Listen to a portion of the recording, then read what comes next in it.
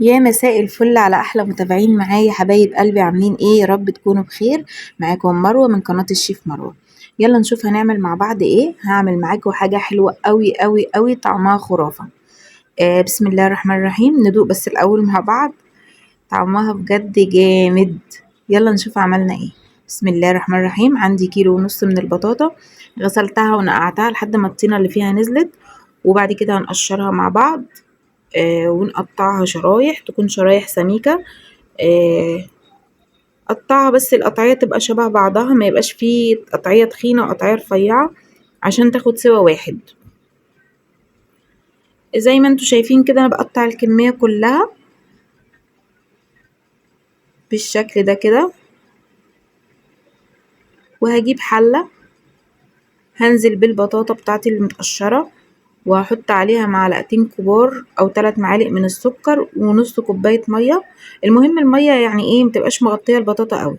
طبعا البطاطا هنا معايا اتسلقت، ههرسها بالشكل ده لحد ما تبقى ناعمة بيور كده.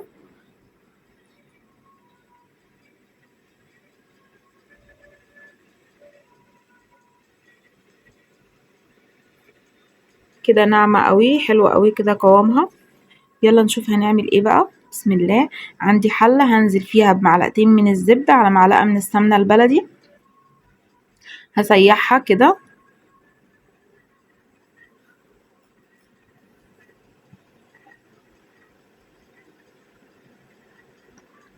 وهنزل عليها بمعلقتين كبار من الدقيق، هحمر الدقيق مع السمنة كده كأنك بتعملي البشاميل. بس هحط معلقتين زيت كمان عشان خاطر الزيت لازم يبقى معادل المادة الدهنية لازم تبقى معادلة للدقيق عشان ما يكلكعش معايا. كده الدقيق اخد تحميرة حلوة. نزلت بكوباية كبيرة من اللبن، وفضلت اقلب لحد ما اخد قوام كده حلو. وحطيت معلقتين من السكر، طبعا انا حاطه سكر اصلا على البطاطا فهقلل السكر اللي محطوط على الكريمة هنا. حطيت معلقتين من السكر وهقلب لحد ما يبدأ يتقل معايا ويوصل للقوام الحلو ده. تمام. هنشوف بقى هنعمل ايه الخطوة دي. هنا هتجيبي صينية، هتجيبي بايركس، هتجيبي اللي انت عاوزاه، وتحطي طبقة البطاطا اللي هرسناها، ونفردها في الصينية بالشكل ده.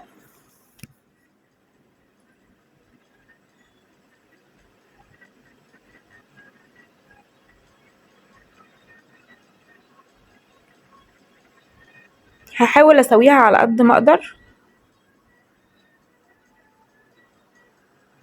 ونحاول ننضف الجناب كده عشان طبعا لما ندخلها الفرن ما تتحرقش معانا ويبقى شكلها لطيف. تمام قوي كده. هننزل بقى بصوص البشاميل الكريمي اللي عملناه مع بعضينا.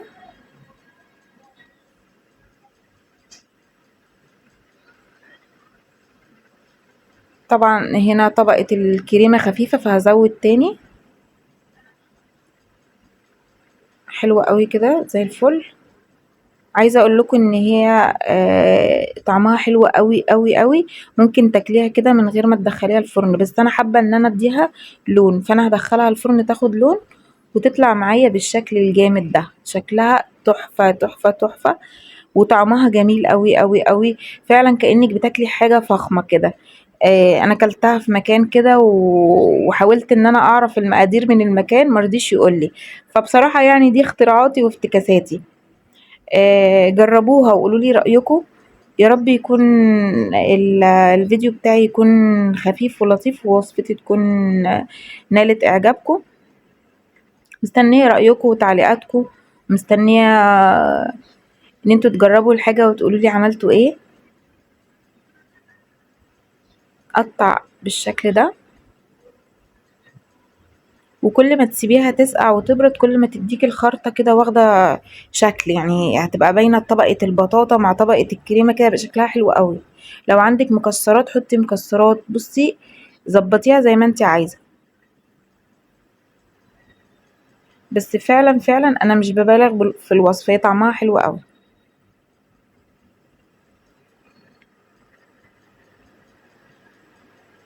هايلة. الله، حكاية بجد. يا ريت كنتوا معايا. بجد تحفة.